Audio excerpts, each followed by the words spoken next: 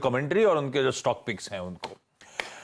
चलिए अब market big voices से फोकस शिफ्ट कर रहे हैं और आज के कॉर्पोरेट स्कैन की बारी। और आज कॉर्पोरेट स्कैन की कड़ी में हमारे साथ हैं टाटा 1mg के को फाउंडर और CEO Prashant Tandon sir.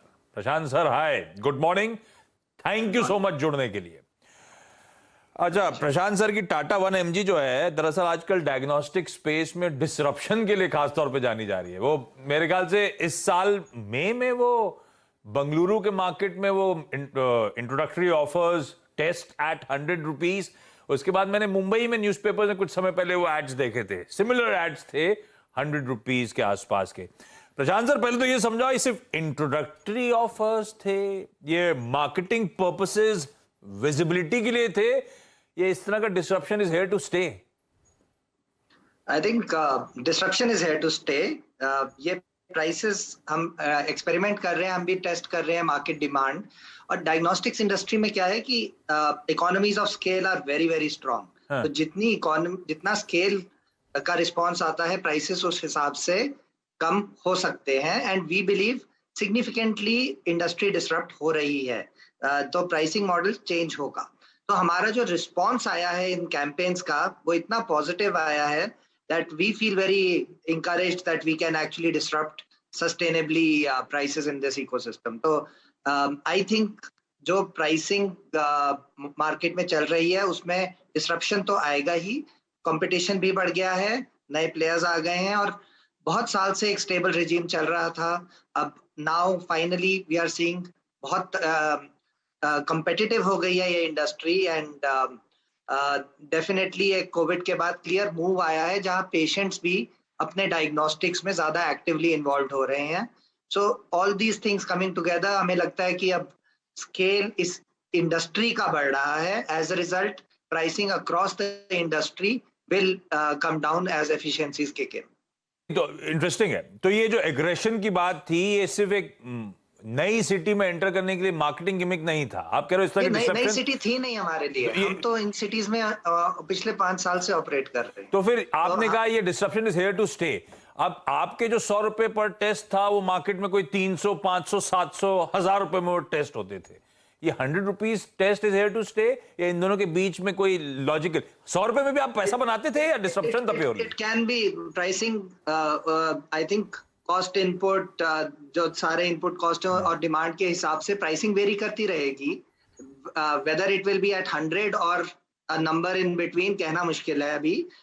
Having said that एक सिग्निफिकेंटली बेटर प्राइसिंग रेजिम ये इंडस्ट्री देखेगी, वो काफी क्लियर लग रहा है। आसान शब्दों में इसका मतलब प्रशांत सर, ये जो 65-70% के ग्रॉस मार्जिन वो दिखाते थे, रूम था इस तरह के नए प्लेयर्स और डिसरप्शन का और प्राइस कट्स का, ये 65-70 के मार्जिन्स तो अब हिस्ट्री है इस इंडस्ट्री के लिए। ग्रॉस मार्जिन्स तो इस इंडस्ट्री ने बहुत हाई एंजॉय किए हैं फॉर अ लॉन्ग टाइम, पर कंपटीशन आने से हर इंडस्ट्री में आप देखेंगे कोई भी industry over a period of time same service अगर दे रही है तो एफिशिएंसी आती है, प्राइस कम होते हैं। डायग्नोस्टिक्स में ऐसा हुआ नहीं क्योंकि the volume growth, scale growth अभी तक इस लेवल पे नहीं आ रही थी जिस पे ये इंडस्ट्री उस तरह मूव करती। अब वो चेंज आ गया है कोविड की वजह से। कोविड के बाद आप कोविड टेस्ट ही ले लीजिए, जब इंट्रोड्यूस हुआ था 4500 पे, और उस टाइम भी ज्यादातर लैब्स के लिए मुश्किल था उसमें अच्छा मार्जिन बनाना, और अब 300 रुपए 400 रुपए में आराम से प्रॉफिटेबली सब कर रहे हैं। ये इकोनॉमीज ऑफ स्केल की गेम है और मार्केट अब फंडामेंटली ग्रो कर रही है। तो I don't think what we are going to see is prices will come down but the market will expand dramatically and we are continuing to see that. Okay, आपने Prashant ji economies of scale की बात करी यहाँ पर। अब देखिए हमें दो चीज़ देखनी है। मैं आई थिंक किसी भी डायग्नोस्टिक कंपनी के किसी भी, अगर आप देखें, आई थिंक मैनेजमेंट से आज पहली बार ये प्रश्न पूछ रहा हूँ कि देखिए एज ए क्लाइंट हमें अपनी अप्रोच बदलनी पड़ेगी, और as a I mean listed entity हमें, जब हम किसी मैनेजमेंट से बात करते हैं तो हमें भी थोड़ा सा बदल के पूछना पड़ रहा है। ये जो मेंबरशिप प्लान और सब्सक्रिप्शन बेस्ड मॉडल है, ये क्या एडवांटेज दे रहा है? और एक क्लाइंट जो कि शायद, या फिर एक जो पेशेंट था जो कि पहले डॉक्टर लाल के पैथ किया जाता था, कभी मेट्रोपोलिस का जाता था, क्या वो आपके साथ स्टे कर रहा है, उसका ड्यूरेशन आपके साथ स्टे करने का बढ़ रहा है? दोनों प्रोस्पेक्टिव से उसके लिए और आपके लिए इसका मतलब क्या है? ये जो बिजनेस मॉडल बदल रहा है, इसका मतलब क्या है? जी जी देखिए, फंडामेंटल चेंज जो हो रहा है वो health care in general episodic और ट्रांजैक्शनल नेचर से लॉन्ग टर्म केयर की तरफ जा रहा है for a lot of chronic conditions and long term management of health. तो अब इसके लिए मेंबरशिप प्लान जैसे 1mg का केयर प्लान है, 6 महीने का सब्सक्रिप्शन है जिसमें टेस्ट, कंसल्टेशन, मेडिसिन, ये सारी services over a period of time as a package user को मिलती हैं। इससे डेफिनेटली रिटेंशन तो हेल्प होती ही है, बट यूजर के लिए भी, पेशेंट के लिए it is a better deal and it ensures कि उनकी पूरी होलिस्टिक हेल्थ मैनेजमेंट हो रही है। वो डेटा अच्छे से ट्रैक होता है, परफॉर्म उनकी हेल्थ पैरामीटर्स इंप्रूव हो रहे हैं कि नहीं, वो ट्रैक होता है। और हमारे प्लान पे अभी 3 लाख से ऊपर सब्सक्राइब्ड यूजर्स हैं और ग्रो कर रहे हैं, विच शोज कि यूजर्स फाइंड इसमें बहुत बेनिफिट है। और ये जो long term care is a very beneficial thing. अगर लोग अपना चेकअप टाइम पे कराते रहेंगे तो disease prevention and disease management का जो बाकी कॉस्ट होता है वो सिग्निफिकेंटली लोअर हो जाता है। तो it is something that I think is a huge positive that we are seeing right now in the ecosystem. And अब क्या है कि डिजिटाइजेशन हो गया है सिस्टम का, तो सारे प्लेयर्स ऑफर कर पा रहे हैं ये लॉन्ग टर्म प्लान्स, क्योंकि वो पेशेंट के साथ वो कंटिन्यूटी मेंटेन हो जाती है डेटा के जरिए।